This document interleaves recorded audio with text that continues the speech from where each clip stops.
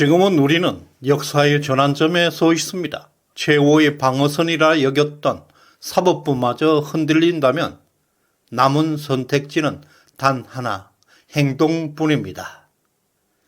이성을 잃어버린 적들은 거짓의 폭탄을 계속 던지고 있습니다. 이 시대 침묵은 우리를 옥죄는 쇠사슬이 될 것이고 분노만으로는 아무런 변화도 만들어낼 수가 없습니다. 이제는 진정한 행동만이 적들을 물리칠 수 있습니다. 지난 12월 19일 수원지법 안양지원의 전서영 판사는 김용년 전 국방부 장관이 제기했던 성관이 서버 증거 보존 신청을 기각해버렸습니다. 이번 판결은 성관이 민주당, 검찰, 법원이 함께 얽혀있는 부패 카르텔의 마각을 적나라하게 드러내고 있습니다. 구속된 사건의 당사자가 자신의 무죄를 증명하기 위한 증거 보존 신청을 했지만 법원이 이를 기각했다는 것은 법치주의 국가에서는 있을 수 없는 도발입니다. 이것은 조직적 공범 관계를 드러내는 명백한 증거가 됩니다. 법원이 국민들의 저항과 반발을 무릅쓰고 증거 보존 신청을 기각했다는 이유는 서버 정보가 공개될 경우에 성관이 민주당, 검찰, 법원 등 관계자들이 치명적인 위기에 직면할 것을 우려했기 때문입니다. 법원이 서버의 부정선거를 증명하는 중요한 정보가 담겨져 있음을 스스로 인정한 것이나 다름없습니다. 김용년 장관과 그 변호인들은 수사기관과 법원이 조직적으로 부정선거 의혹을 덮으려 하고 있다며 즉각 항고를 했습니다.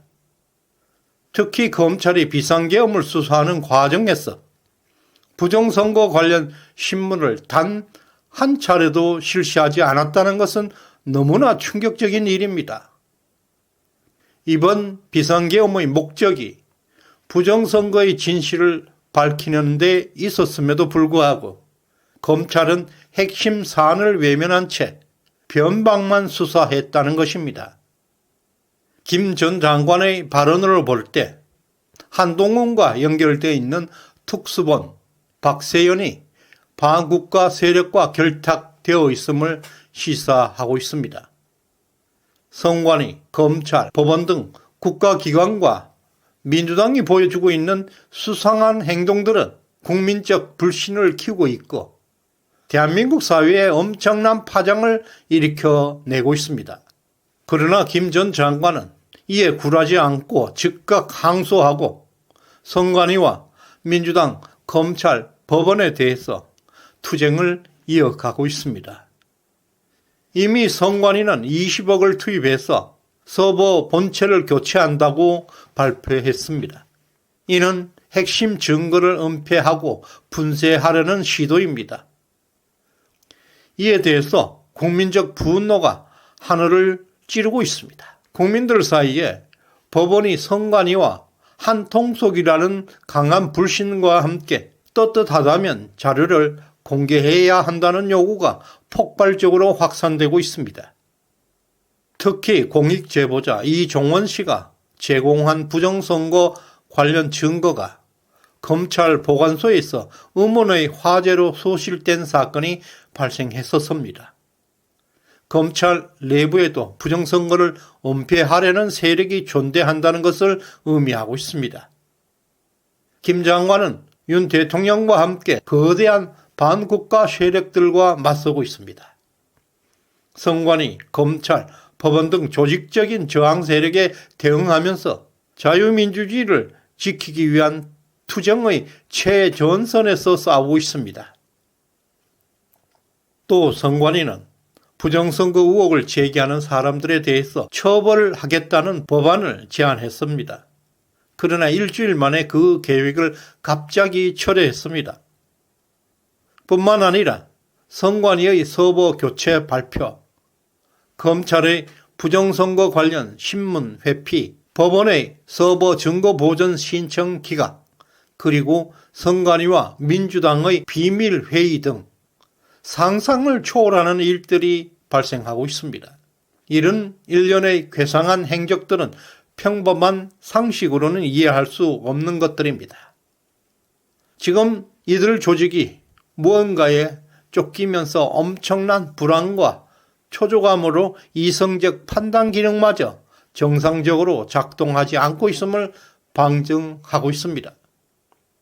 또한 일각에서는 이번 총선에서 북한, 중국이 개입했다는 의혹도 제기되고 있습니다.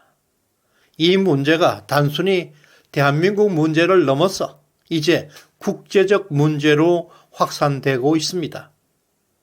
지난 5월 한국 여론평판연구소가 실시한 조사에서 국민의 62%나 부정선거 의혹에 대해 검증할 필요성이 있다고 대답했습니다.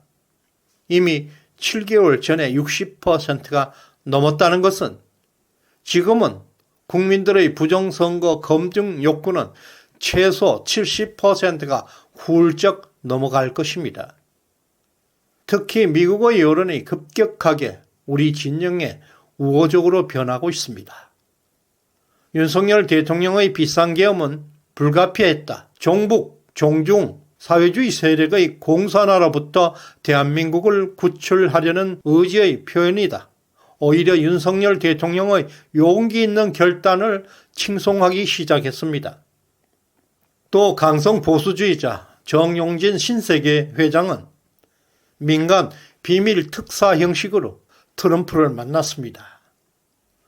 또 2인자 트럼프 주니어 일론 머스크까지 만나고 왔습니다. 이들은 세계를 움직이는 최고 권력자들입니다.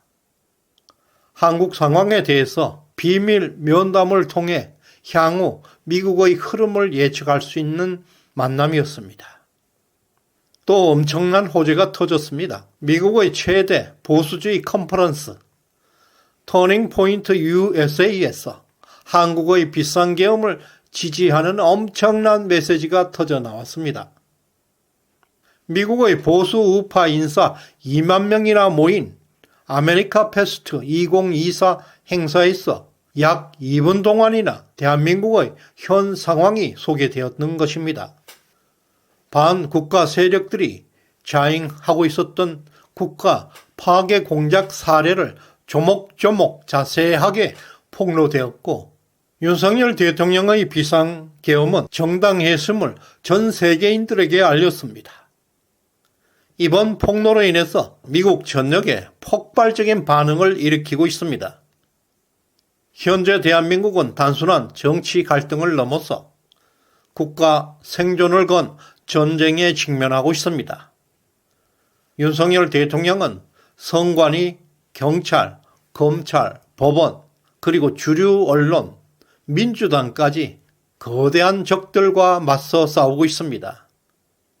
이들 반국가 세력을 물리치고 자유민주주의를 수호하는 대통령을 도와야 합니다. 이 시대 사명이 되었습니다. 우파들에게는 당연한 책무입니다. 현재 윤석열 대통령은 직무정지 상태에 있습니다. 모든 비용은 대통령 개인에게 전가되고 있습니다. 특히 선관위와 민주당, 법원 등 거대한 적들과 맞서 싸워서 이길 수 있는 최상의 변호인단을 구축해야 하는 것이 시급합니다. 이러한 법률적 대응에 대통령이 감당하지 못하는 막대한 자금이 소요될 것입니다. 이번 싸움은 대한민국의 존립을 지키기 위한 위대한 혁명이 되어야 합니다. 지난 미국 대선에서 트럼프 대선 캠프는 2024년 2분기에 약 4억 3,100만 달러, 우리나라 돈으로 6천억을 모금했습니다.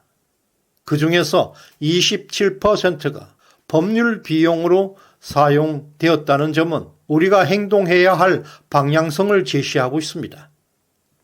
전 국민적 참여로 혁명 군자금을 신속하게 마련해야 할 것입니다. 윤석열 대통령과 김용현 장관, 그리고 이번 비상계엄으로 구속되어 있는 모든 장성들의 억울함을 풀기 위한 혁명 자금을 마련하는데 우리 모두 함께 나서야 할 과제입니다.